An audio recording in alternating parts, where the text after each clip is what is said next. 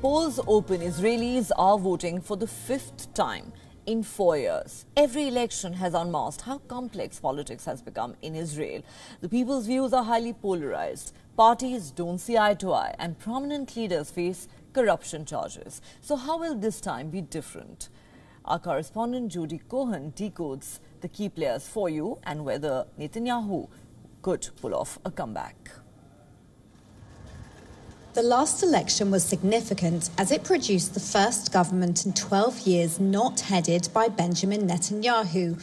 However, after only 1 year, Israel's most diverse coalition in the country's history lost its majority, with Prime Minister Bennett stepping aside to interim PM Lapid. Netanyahu's party is expected again to win the most seats, but numerous polls suggest continued deadlock, with neither side able to form a 61-seat majority. The deciding factor could be some of the smaller parties, including perhaps those on the extremes of both sides of the political spectrum. On the right, that would include the Religious Zionist Party, or RZP, whose policies include expelling Arab Israelis who express support for terrorists and the death penalty for terrorists themselves. On the left, that could include a party called Hadash-Tal, whose representatives most recently referred to 5 slain members of the Lion's Den terror group as martyrs. There are numerous smaller parties that are struggling to cross the electoral threshold. These include, for example, Jewish Home on the right and Meretz on the left.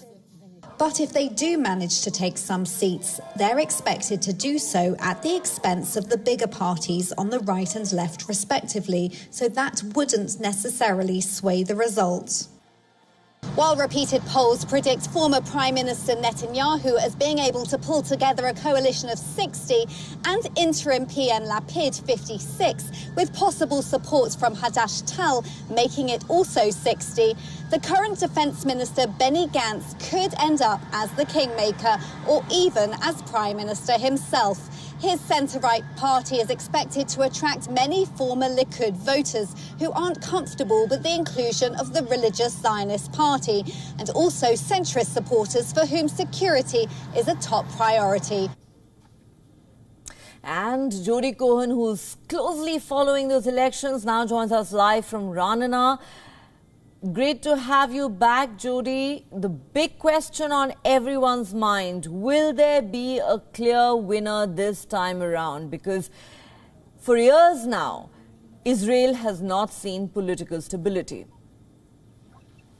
Hi, good morning, Neha. So yes, that is the key question on everybody's minds. The polling stations opened here. I'm outside one of them, as you can see. Opened here just a short while ago, and they're just starting to set up with their booths, trying to speak to voters to get the undecided voters at the last minute to try possibly to change their minds.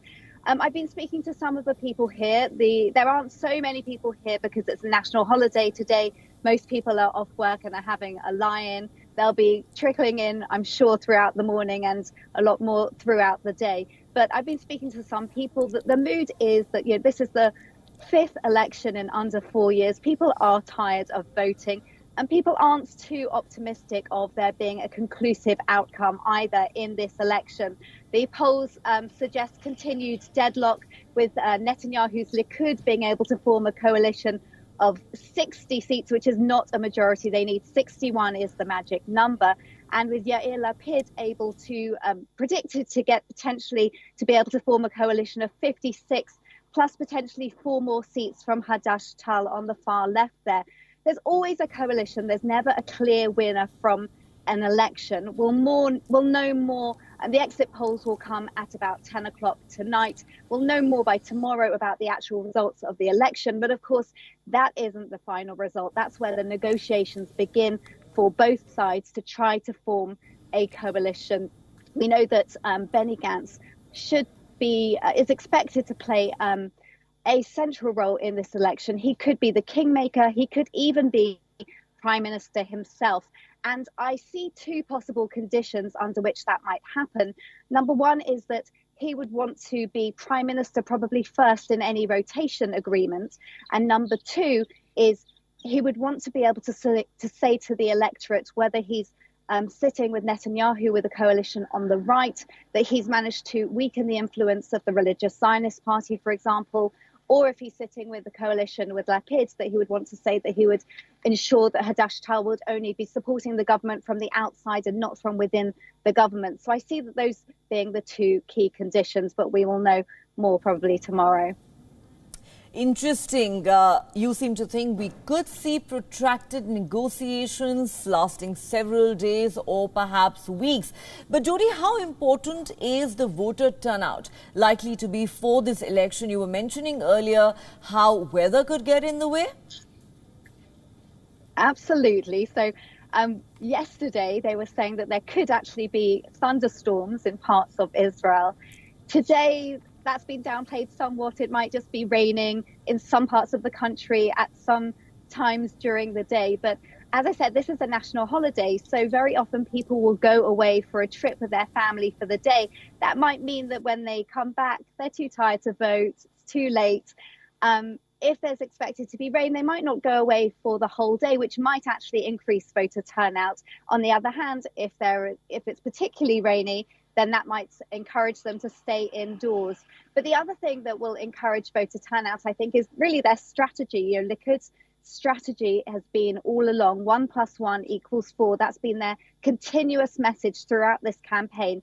If one Likud voter brings another Likud supporter who stayed at home last time, they're saying that they can get 4 solid years in power. And that's their key strategy. Also, we've seen in recent days Netanyahu encouraging the ultra-Orthodox to go out to vote.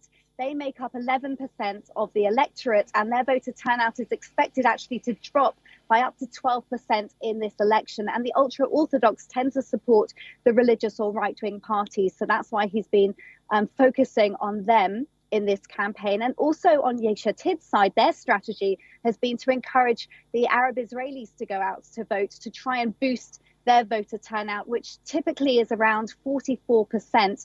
They make up 17% of the electorate, and the national voting turnout is usually around 67%. So that could really impact the outcome of the election, but it remains to be seen if they actually come out to vote. All right. Well, this does promise to be a fascinating election, Jodie. Whether it throws up a clear winner, that's a different matter altogether. Thanks so much for getting us all those details. We'll keep coming back to you for the very latest through the day. Thank you.